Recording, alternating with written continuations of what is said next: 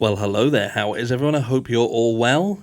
It's me and it's him, isn't it? It's me and you. We're just going to do a bit of a video today. See how long you can sit on my lap before you end up covering me in hair. Anyway, I hope you're all well on this fantabulous Friday. And this is actually video 1 of 2. Now, I think the video that comes out later says that that's video 1 of 2. But that's really just a summary of how I'm going to conclude this kind of Idaho 4 segment. Do you want to go down? What are you actually doing? What are you trying to do? What are you trying to do? I don't think he knows what he's trying to do.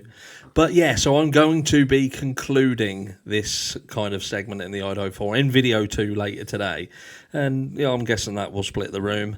But you know me, I do split the room. You're looking absolutely amazing, by the way. How do you do it? After everything we've been through this week, let's hope that next week is a bit better. But anyway, we're talking about this recent situation with, it seems that the prosecution is blocking the defense in finishing their how can I say their questioning of the public, i.e. potential jurors, in how they've been affected by what do you want to go down? What they've been subjected to by way of the media and the Idaho 4 case. And someone raised a question and they said, how would you feel if the prosecution were going out to the public and they were showing sort of news report, they were cherry picking news reports that painted Bryan Kohberger in a bad light, and they were like putting it to him? How would you feel about that? And I thought to myself, you know what? Yeah, I get your point. And it is, I would class that as jury tampering. So then you're caught between a rock and a hard place because you think, well, hold on a second. So is the defence going to the public, potential jurors, showing them reports that are being cast of Bryan Kohberger in a bad light and trying to put a different spin on it? Is that what they're doing? Or is it something else? And this is what I'll say to those people. Let's not forget that who they've gone to. This isn't like a Mickey Mouse company. This is a professional in their field who has been used already in cases in Idaho for the exact same purpose. Determine whether there is indeed public bias and whether there is a need for the trial to be moved out of state. This isn't to try and get Bryan Kohberger off the crime. This isn't, in my opinion, them trying to tarnish the jury pool in any way or to try and put a spin on things. I feel that this is justified. Part of a fair trial is to make sure that the accused gets a fair trial, to do everything they can in order so when the dust settles, they can turn around and say, well, we did everything. We did absolutely everything we could.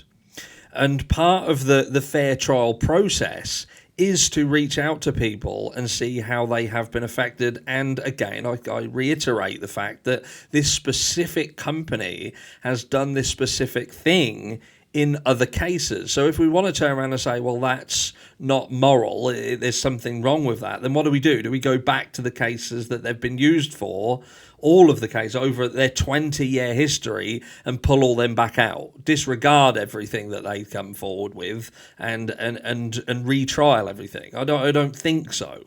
I don't believe that this company is going to the public and spinning things. I don't think anybody who's been following this case enough, following it and seeing what is being put out there, can see that the media, the mainstream media, is incredibly biased. Now, it's not about them reporting the fact that, yeah, Bryan Kohberger could well have done this crime. Absolutely, he could have done it. But have we seen enough? Have we seen enough evidence? And is some of the evidence that is being pushed out there, is that being misconstrued? Are people twisting things? Is there any real evidence, factual evidence that we have access to that says Bryan Kohberger 100% carried out this crime? Because I don't personally think so, and I certainly don't think that that's the take that the media are having on this. I believe that what the media is doing is at every single opportunity they get, they are pointing the finger at Brian Kohberger and saying, this is the guy who did it. This is just now a matter of we've got to just go through the process because it's the process, but we're frustrated that it's taken so long because it's done already. What are we waiting for? We just want it finished now. And that mentality is damaging. It feeds into the communities, it feeds into the public, and it feeds into potential jurors. Could you imagine the people you meet in comments, whether you're a pro, justice, whether you're on the fence, whether you just flat out believe that there isn't enough evidence out there at the moment to say whether Brian did this or not? What about the people who you're meeting in the comments? I see it time and time again. People shocked and will turn around and say, it's a good job you are not on the jury. It's a good job you're not. And look, when the trial happens, there could be an abundance of stuff come out. But I don't think that's the case. I genuinely do not think that's the case. And I will summarise this later on, so I'm not going to do it here. The purpose of this video is to answer the question. Yes, look.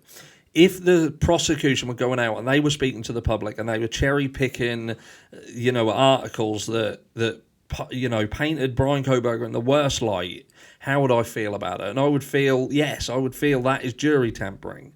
But I felt that this person was trying to insinuate that what the defence were doing were reaching out to the public and trying to twist the narrative in the public eye. You could go as far as much as to say, oh, well, hold on a second, maybe it would be right for the defence to go out. And where there has been a news report that points to, for instance, Brian Kohberger set cameras up in an ex-colleague's house and for the purpose of stalking her, that is something that came out. What about to go out to the public and say, that's not true? There is no factual connection to that. We've not seen any other charges being brought up. We've not seen that being reported, that is absolutely what happened. The actual story was that a female colleague felt comfortable enough to approach Brian in a situation where she felt that potentially someone's breaking into her property, and she reached out to him for help and support, and he gave her help and support.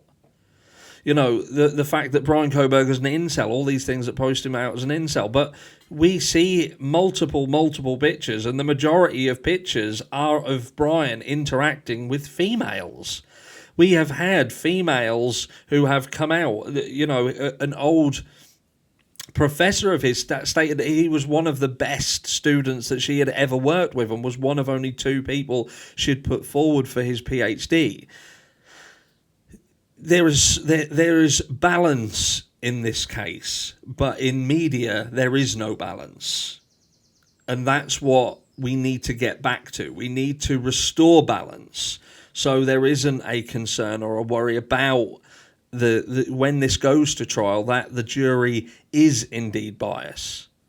We want them to be able to take everything at face value, to be able to look at the evidence that is put before them and judge based on that, not judge based on the media, not judged on, even people who are pro Brian Kohberger. We don't want them to be judged into missing crucial and critical evidence. I'll come back up. Crucial and critical evidence, because they've heard some people say about, how bad the media is. It cuts both ways. But I feel that the defence are doing everything they can. It's the prosecution who are acting in a manner that is just not indicative of being fair, playing fair. In fact, it's indicative of something much more callous, much more concerning. And again, I will summarise that in a video later on today, so keep your eyes out for that. So are you going to say bye? You're going to say bye? Yeah? Say bye. Bye, everyone. See you, everyone. Go and have yourselves a fantastic day. Keep your eyes peeled out for later, and I will catch you in the next one. Bye-bye. Say bye. Bye. Trying to bite me. See you later.